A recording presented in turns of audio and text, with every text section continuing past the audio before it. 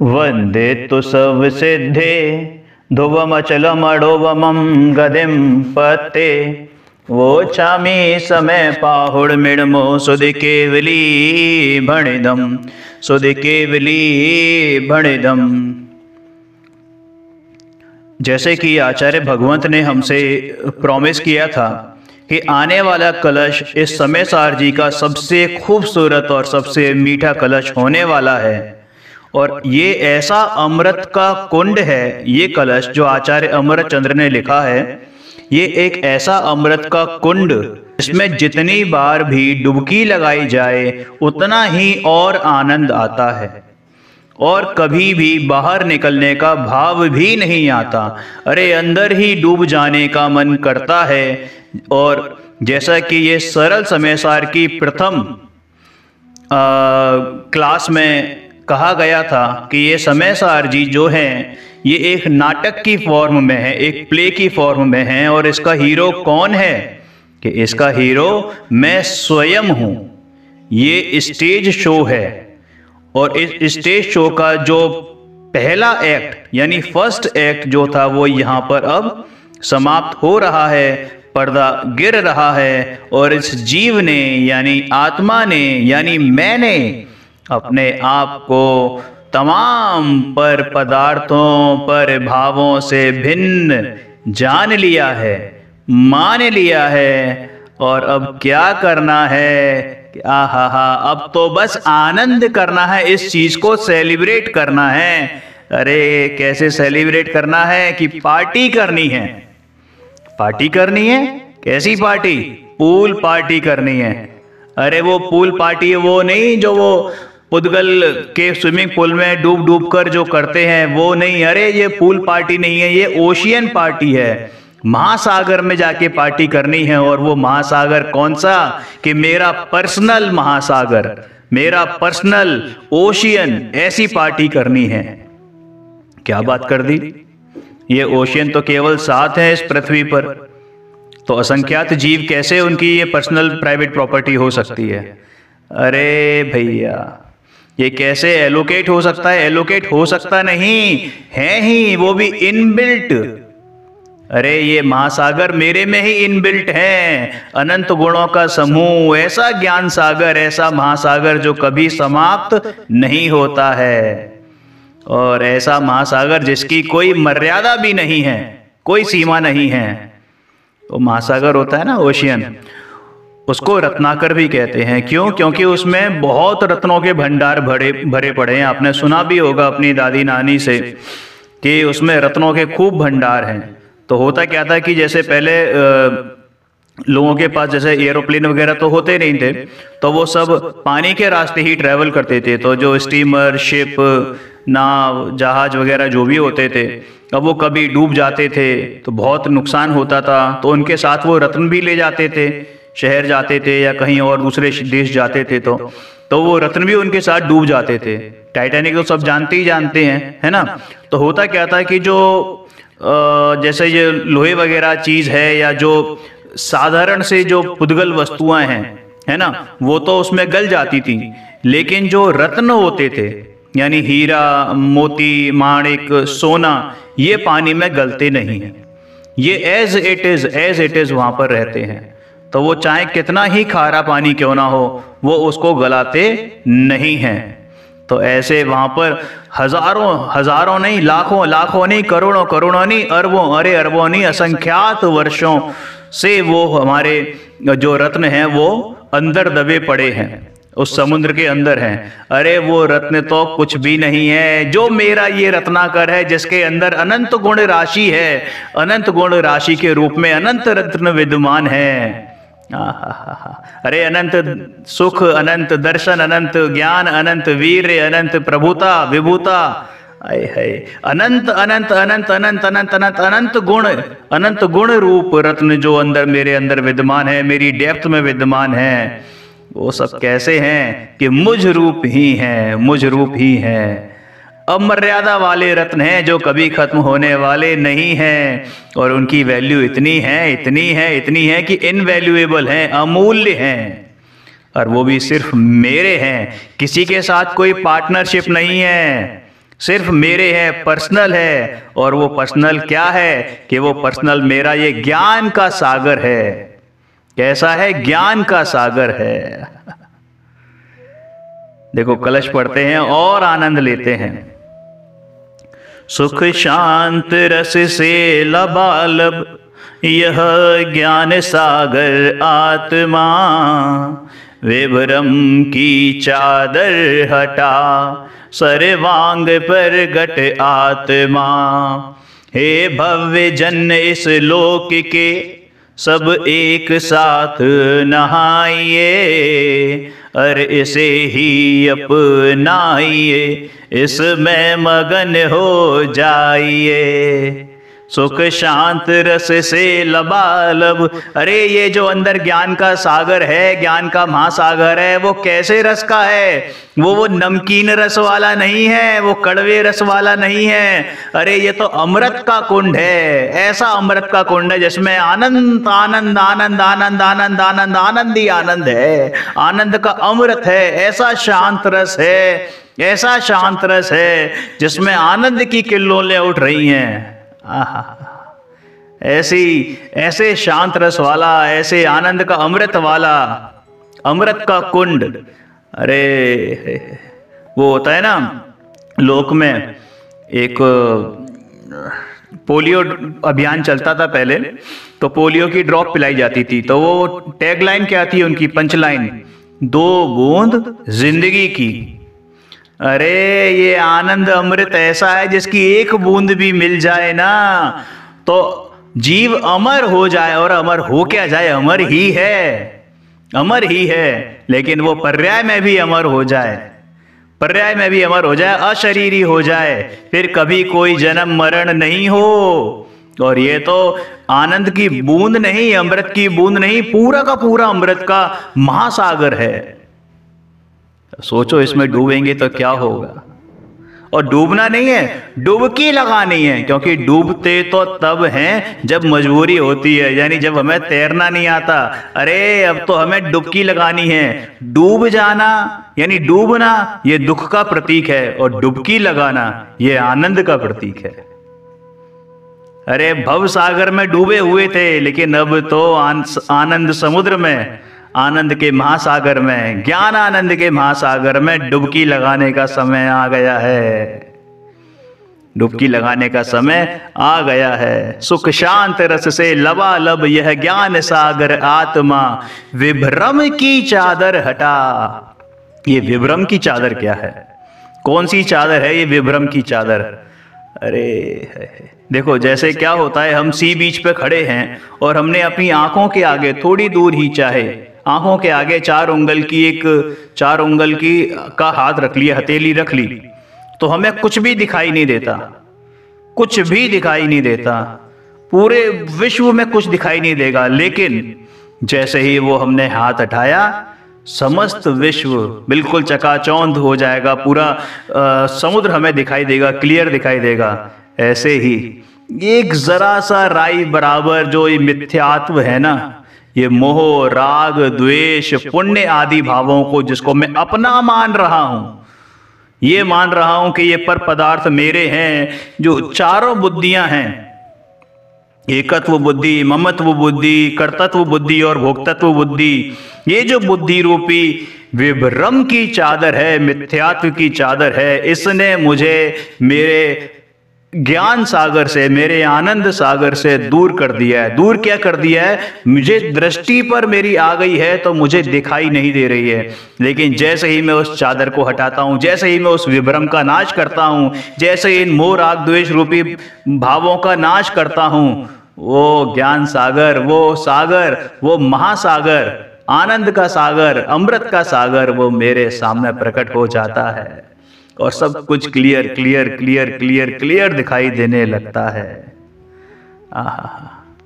ऐसा आनंद का अमृत, ऐसा आनंद का अमृत, सुख शांत रस से लबालब यह ज्ञान सागर आत्मा, विभ्रम की चादर हटा सर्वांग प्रगट आत्मा। अरे वो ज्ञान सागर इस सर्वांग में है, जैसी मेरी विभ्रम की चादर दूर होती है, ये मिथ्यात्व की चादर दूर होती है, ये मोह राग द्वेष रूपी विभावी परिणामों की चादर दूर होती है, ये पुण्य पाप रूपी भावों की चादर दूर होती है, ये जो शुभ अशुभ परिणामों में मेरी प्रवृत्ति हो रही है इसकी चादर दूर होती है, वैसे ही ये सर्वांग आत्मा प्रकट होता है क्या? अरे है ही, मान नहीं रहा था लेकिन अब ये मान भी रहा हूं और उस आनंद का भोग भी कर रहा हूं, वो भी सर्वांग से।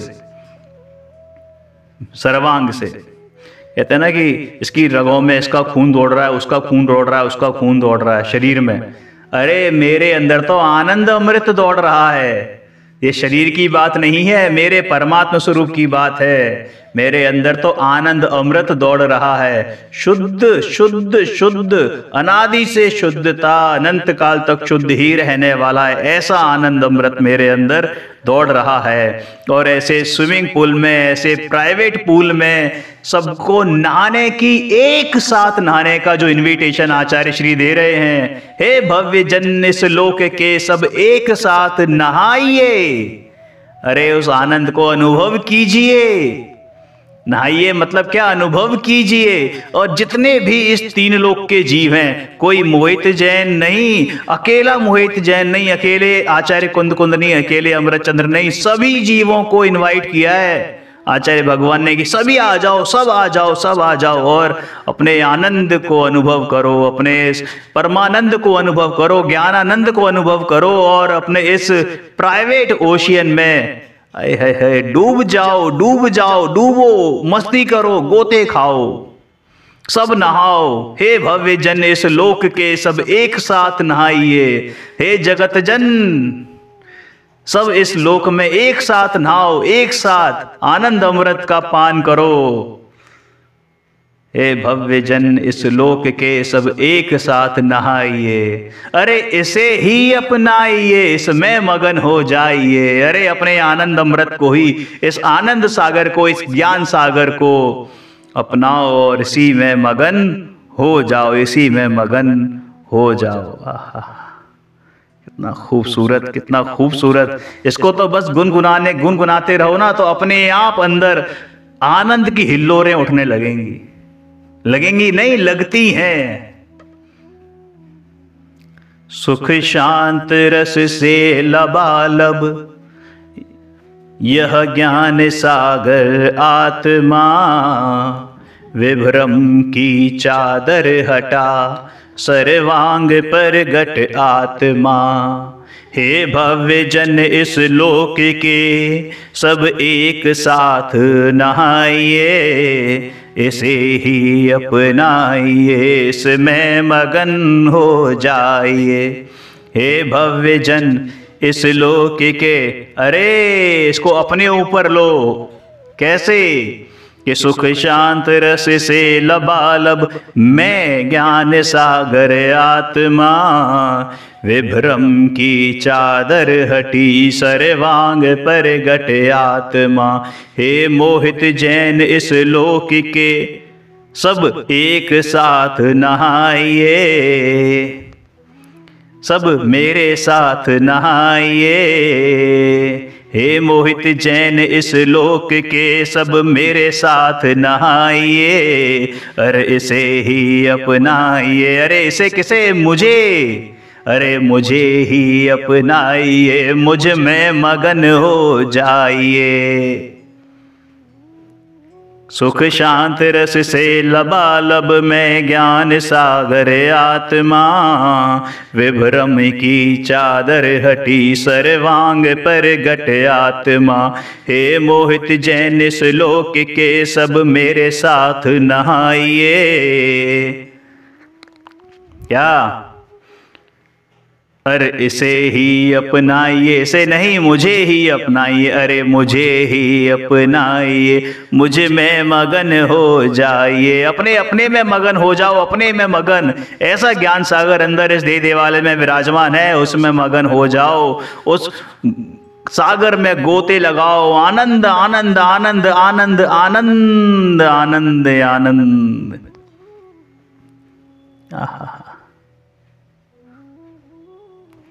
मुझ ज्ञान सिंधु में रे बस ज्ञान ही ज्ञान भरा, मेरी ज्ञान तरंगों में साम्राज्य सदा मेरा, यह ज्ञान का शीश महल यहाँ ज्ञानी रहते हैं, ज्ञानी के सहारे हो अनुभूति में आए हो।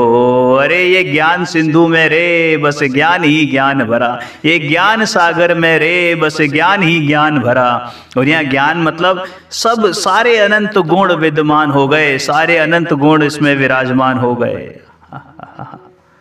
आनंद आनंद आनंद आनंद आनंद आनंद आनंद आनंद। ये कलश नंबर 6, कलश नंबर 32। मतलब मन नहीं कर रहा यहां से हटने का, लेकिन चूंकि आगे बढ़ना है, समय की भी मर्यादा है। अपन को क्या करना है कि इसका आनंद लेते लेते लेते लेते, क्योंकि ये अब कलश जो है उपसंहार है इस पूरे पूर्व रंग अधिकार का, पहले अधिकार का। ठीक है, तो अब तक क्या हुआ है थोड़ा सा एक क्विक रिवीजन कर लेते हैं 4 से 5 लाइनों में।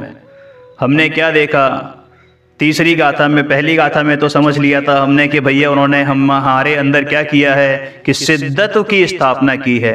अरे अपने को सिद्ध समान अनुभव करो, सिद्ध पर्याय भी प्रकट हो ही जाएगी। फिर बताया कि तू कितना सुंदर है, एकत्व निश्चय गत समय सर्वत्र सुंदर लोक में। इस विश्व में जो एकत्व है यानी एक पना है वो ही सबसे सुंदर है। जहाँ द्विविध पना होता है कि मैं ये भी हूँ वो भी हूँ, वो सब कैसी है, मिलावटी बातें हैं। फिर बताया ना प्रमत्त है ना प्रमत्त है, बस एक ज्ञायक भाव है, इस भांति कहते शुद्ध, पर जो ज्ञात वो तो वही है। फिर कहा कि भैया तू न प्रमत्त है ना अप्रमत्त है, अरे जो है सो है, मात्र एक ज्ञायक भाव है। अरे ना तू अशुद्धता का अभाव करके शुद्ध हुआ है, बल्कि तू तो अनादिकाल से शुद्ध था, शुद्ध है, शुद्ध ही रहने वाला है। चाहे निगोद में रहा था, चाहे मनुष्य में है, और चाहे सिद्ध बन जाएगा तब भी तेरी शुद्धता में रंच मात्र भी अंतर आने वाला नहीं है।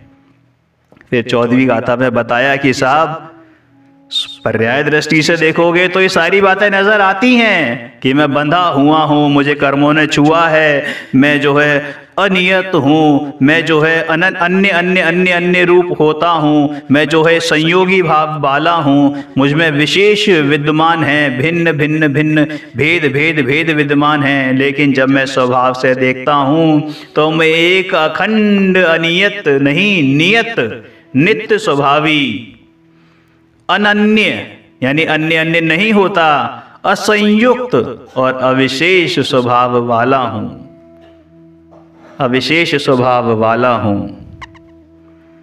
फिर नजर आता है क्या कि मैं एक शुद्ध फिर क्या नजर आता है, अहमेक को खलु शुद्धोदन शरणाणमय्यो सदा रूवी णवियत्ति मज्ज किंचिवी अर्णम परमाणुम में तंपी। मैं एक दर्शन ज्ञान मैं नित शुद्ध हूँ, रूपी नहीं।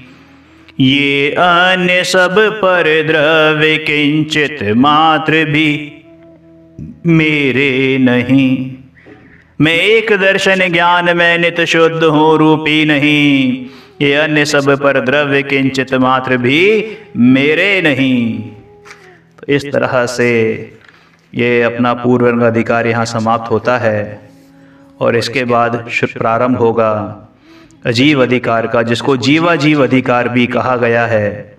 जीवा जीव अधिकार में हम जीव और अजीव के संयोग की बात करेंगे, क्योंकि अब ये पर्दा यहाँ पर गिर गया है और हमारा दूसरा एक्ट अब प्रारंभ होने वाला है, जिसमें जीव और अजीव एक ही हैं, दोनों एक ही, लेकिन अलग अलग रूप बनाकर आएंगे और आपस में जो वार्ता होगी, जो डायलॉग डिलीवरी होगी, वो बहुत ही उत्कृष्ट है, देखने लायक है, सुनने लायक है, भाव भाषण करने लायक है कि मैं जीव हूँ, इन अजीब रूपी पदार्थों से और अजीब भावों से सर्वथा भिन्न हूँ। इस बात को हम जानेंगे अपनी नेक्स्ट कक्षा में, जो थोड़े दिनों बाद अब होगी। हम थोड़ा सा ब्रेक लेंगे क्योंकि हमें इस पूरे पूर्व रंग का हमें भावासन भी करना है। हमारी भावना यही है कि इस पूरे पूर्व रंग अधिकार का जो अभी तक हमने पढ़ा है, इसको बार बार सुने, बार बार पढ़ें और अपने अंदर में गुनगुनाएं, भावासन करें।